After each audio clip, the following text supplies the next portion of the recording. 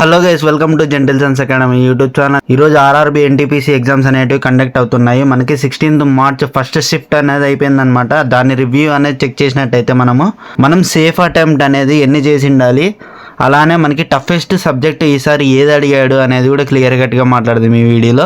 Previous year questions ఎవరైతే చేసింటారో వాళ్ళకి బెనిఫిటా కాదా అనేది కూడా క్లియర్ కట్గా ఈ వీడియోలో మాట్లాడదాము. కాబట్టి వీడియోని ఎండ్ వరకు స్కిప్ చేయకోకుండా చూడండి.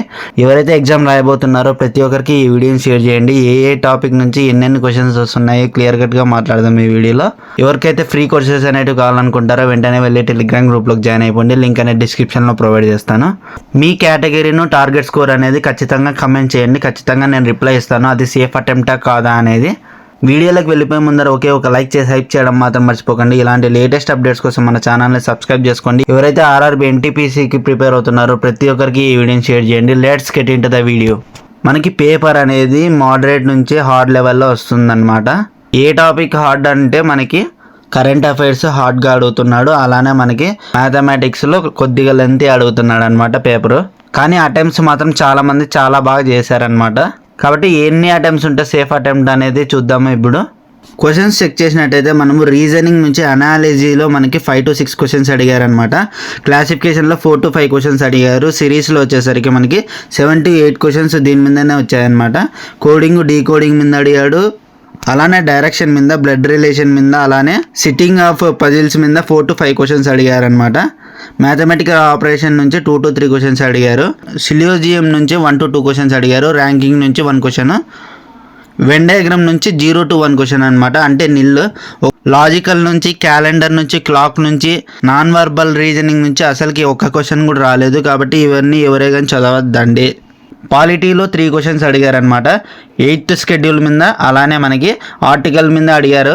86th అమెండ్మెంట్ మీద అడిగారనమాట. అలానే హిస్టరీలో 3 క్వశ్చన్స్ అడిగారనమాట. ఢిల్లీ సుల్తానేట్స్ మీదను, అలానే మోడరేట్ హిస్టరీ మీదను, ఖిల్జీ మీద అడిగారనమాట. అలానే మనకి కరెంట్ అఫైర్స్ అనేటివి చాలానే అడిగారనమాట. అందులో మనకి 6 to 7 months వరకు అడిగారనమాట కరెంట్ అఫైర్స్ అనేటివి. మెయిన్గా ఇవి టఫ్ అడిగారు. కంప్యూటర్ నుంచి వచ్చేసరికి 5 క్వశ్చన్స్ ఎక్స్పెక్ట్ చేస్తాను, కానీ ఈసారి మాత్రం 2 క్వశ్చన్సే వచ్చాయన్నమాట. జియోగ్రఫీలో రివర్స్ మీద ఎక్కువ అడిగారు. రివర్స్ మీదను, అలానే మనకి బౌండరీస్ మీద ఎక్కువ అడిగారు అనమాట. మ్యాథమెటిక్స్కి వచ్చేసరికి 24 నుంచి 25 క్వశ్చన్స్ అడిగారనమాట అర్థమెటిక్ నుంచే. అడ్వాన్స్లో 4 to 5 క్వశ్చన్స్ పడి ఉంటాయి. అవి కూడా కొద్దిగా టఫ్గా ఉన్నాయి. రేషియోస్ మీద ఎక్కువ అడిగారు. అలానే మనకి పర్సంటేజెస్ మీద, డిస్కౌంట్ మీద, ఎస్ఐ అండ్ సిఐ మీద ఎక్కువ క్వశ్చన్స్ అనేవి వచ్చాయన్నమాట. కాబట్టి ఇవి మెయిన్ ఇంపార్టెంట్. రిమైనింగ్ వాటి మీద కూడా వచ్చాయి, కానీ 1 to 2 క్వశ్చన్స్ మాత్రమే వచ్చాయన్నమాట. కాబట్టి ఈ టాపిక్స్ అనేవి ఎవరైనా మిస్ అవ్వద్దండి, ఖచ్చితంగా చదువుకునే వెళ్ళండి. మనకి రీజనింగ్ వచ్చేసరికి ఈజీగా వచ్చింది. యాప్టిట్యూడ్ వచ్చేసరికి ఈజీ టు మోడరేట్ వచ్చిందనమాట. జిఎస్ వచ్చేసరికి మోడరేట్ వచ్చిందనమాట. మోడరేట్ 80+ అటెంప్ట్స్ అనేటివి మినిమం చేసి ఉండాలి. ఎందుకంటే నార్త్ సైడ్ అయితే 90+ చేసిండే వాళ్ళు కూడా ఉన్నారనమాట అటెంప్ట్స్. సౌత్ సైడ్ చూసినా కూడా ఇన్నే అటెంప్ట్సే ఉన్నాయి. ఎవరైతే యూఆర్ కేటగిరీ వాళ్ళు ఉంటారో వాళ్ళు 80+ అటెంప్ట్ చేసింటే మీరు CBT2 క్వాలిఫై అవ్వడానికి ఛాన్సెస్ అనేటివి ఎక్కువగా ఉంటాయన్నమాట. ఇంకా ఎవరైనా లైక్ చేయకుండా లైక్ చేసి హైప్ చేయడం మాత్రం మర్చిపోకండి. ఇలాంటి లేటెస్ట్ అప్డేట్స్ కోసం మన ఛానల్ని సబ్స్క్రైబ్ చేసుకోండి. ఎవరైతే ఆర్ఆర్బీ ఎన్టీపీసీ ఎగ్జామ్ రాయబోతున్నారో ప్రతి ఒక్కరికి ఈ వీడియోని షేర్ చేయండి. జై హింద్, జై భారత్.